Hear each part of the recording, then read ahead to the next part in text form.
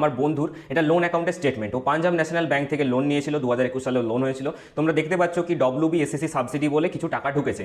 তো আমি প্রতি মাসে কিন্তু লোনের যে ইন্টারেস্ট হয়েছে সেটা পেমেন্ট করছি, কিন্তু ও কিন্তু পেমেন্ট করছে না, তাও ওর ইন্টারেস্টে সাবসিডি এসেছে। আমিও আমার স্টেটমেন্টটা বের করেছিলাম।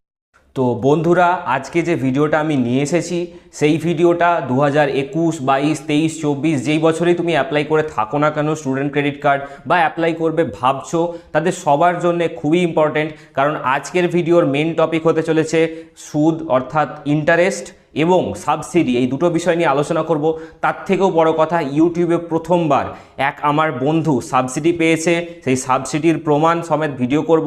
আমিও সাবসিডি পেয়েছি, কিন্তু তার স্টেটমেন্ট আমার কাছে নেই, তাই আমি সেই প্রুফটাই ইউজ করব। তো ভিডিওটা তোমাদের জন্য খুবই হেল্পফুল হবে, যারা খুঁজছিলে যে স্টুডেন্ট ক্রেডিট কার্ডে সাবসিডি পাওয়া যায় কি না, ইন্টারেস্ট রেট কত হয়, কেন ব্যাংক এত বেশি ইন্টারেস্ট রেট বলছে, সেই সমস্ত প্রশ্নের উত্তর কিন্তু আজকে তোমরা পেয়ে